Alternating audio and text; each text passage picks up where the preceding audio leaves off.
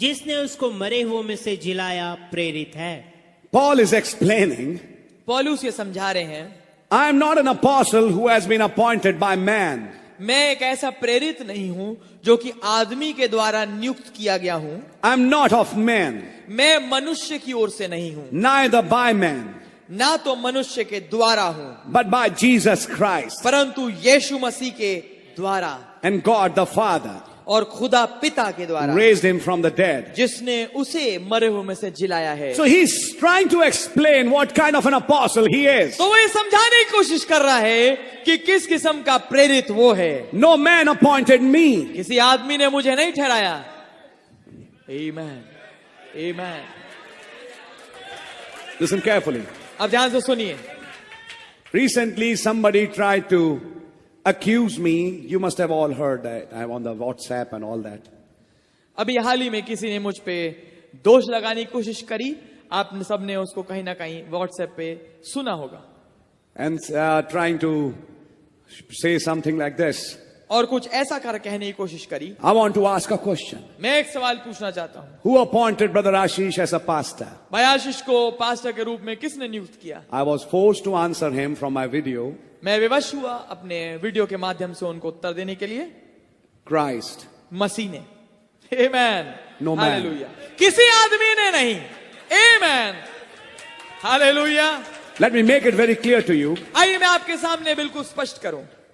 Whenever somebody is brought here and we lay hands on him and pray for him that we accept him as a pastor, जब कभी ऐसा होता है कि कोई भाई यहां पर आए और हम उसके सिर पे हाथ रखें और उसे एक पास्टर के रूप में स्वीकृत करें, we are basically recognizing the gift which God has put in him. मूल रूप से हम केवल उस वरदान को जो खुदा ने पहले से उसके अंदर रखा है, हम केवल उसे पहचानते हैं, पहचान देते हैं। We can't appoint any pastor. हम कोई योग्य नहीं कि किसी पास्टर को नियुक्त करें। It's God who appoints his pastor. ये तो खुदा खुद है जो अपने पास्टरों को नियुक्त करता है। Amen. आमीन। But there's another thing. पर एक और बात है। जब खुदा किसी को नियुक्त करता है तो वो फिर उसके जीवन से दिखता है। Amen. Amen. अगर जीवन से ना दिखे और कहे मुझे खुदा ने पास्टर बनाया, तो भैया मैं ऐसे पास्टर को नहीं मानता। That's true. मैं नहीं मानता। That's true. मैं ऐसे पास्टर को मानता हूं जिसमें पास्टर के गुण दिखाई दें, Amen. और जिसे खुदा अपॉइंट करे उसमें दिखता है कि ये खुदा का नियुक्त आदमी है। आमीन। आमीन। समझ में आता है। Amen. Amen. And there are ways in understanding that. और कुछ खास तरीके हैं इसको समझने के। So you can understand it very clearly तो आप भली भांति इसको समझ सकते हैं that when God appoints his men, कि जब खुदावंद अपने मनुष्यों को नियुक्त करते हैं, and Paul is trying to highlight this. और पौलुस इस बात को उजागर कर रहे हैं। You see, that is the problem even in this ministry today. आप पाएंगे यही समस्या यहां तक कि इस सेवकाई में भी आज की, Because of closeness, क्योंकि करीबी के कारण से, because of relations, संबंधों के कारण से, because of some human factors, कुछ इंसानी तत्वों के कारण से, some favoritism, कुछ हो सकता है favouritism, whatever you can call it. जो कुछ आप इसको कहना चाहें। Sometimes some appointments are made, कुछ खास नियुक्ति की जाती हैं, but you find that God doesn't flourish them. पर आप खुद पाते हैं कि खुदावंद उन्हें फलवंत नहीं करता। And as time goes by, और जैसे समय बढ़ता है, it is proved ये साबित हो जाता है that this is not a God's appointed man. ये खुदा के द्वारा नियुक्त किया हुआ मनुष्य नहीं था। It is understood. ये समझ में आ जाता है, And that is why it's so important और इसलिए बहुत ज्यादा महत्वपूर्ण है that we should understand that we should not hurriedly make somebody a pastor. Yes हमें यह समझना जरूरी है कि हम बहुत जल्दबाजी में किसी को पास्टर ना नियुक्त कर दें।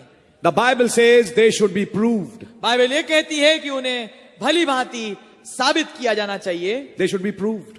उन्हें परखा जाना चाहिए। You say that, but that is written for deacons. पर आप कहेंगे ये तो बात डीकनों के लिए लिखी गई है। Brother, you have to be a little spiritual, please. भाई आपको थोड़ा आत्मिक होने की जरूरत है। What is written for deacons is also applicable for the pastor. जो कुछ डीकनों के लिए लिखा गया है वो बेशक लागू होता है पास्टरों पे भी। Deacon तो प्रूव किए जाएं, पास्टर प्रूव ना किया जाए, ये कौन सी बात हुई? You see, ये कौन सी बात हुई?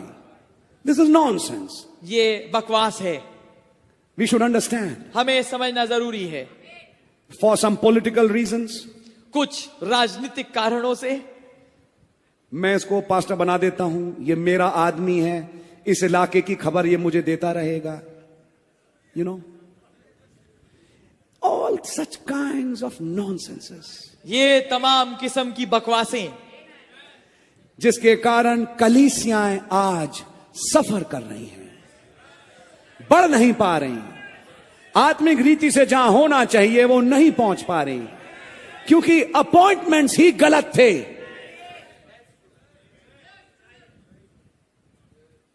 Let's try to understand. आइए हम समझने की कोशिश करें। Paul is saying, पौलुस ये कह रहे हैं, not of man. मनुष्यों के द्वारा नहीं। I'll not stop it because I have to go further. मैं यहाँ नहीं रुकूंगा क्योंकि मुझे आगे बढ़ना हर है। सेमिनार में हम इन चीजों के बारे में बोलते आ रहे हैं, but I still say it because Paul said, I'm not an apostle chosen by man. मैं कोई ऐसा प्रेरित नहीं जो कि आदमी के द्वारा चुना गया हूं। Paul is saying that. पौलुस कह रहे हैं ये That is true. ये बात सत्य है। You see, God saw the apostleship in his man. आमेन। आप पाएंगे खुदावन थे जिन्होंने इस प्रेरिताई को इस आदमी में देखा। So we should not hurriedly make somebody a pastor. तो हमें बहुत जल्दबाजी नहीं करनी चाहिए कि किसी को पास्टर बना दें। Are you understanding? क्या समझ रहे हैं? क्या करें ब्रदर, क्या करें, क्या करें, क्या करें? बना दो जल्दी, बना दो, बना दो, कर दो, हाथ रख दो, बना दो pastor. You see, this is not the way of God. आप पाएंगे ये खुदा का तरीका नहीं है। नहीं नहीं नहीं नहीं, ये पेंटिकॉस्टल तरीका हो सकता है। बोलो बोलो बोलो बोलो बोलो बोलो, बोलना शुरू कर दिया अन्य भाषा, लेकिन पास्टर ऐसे नहीं बनते। No no,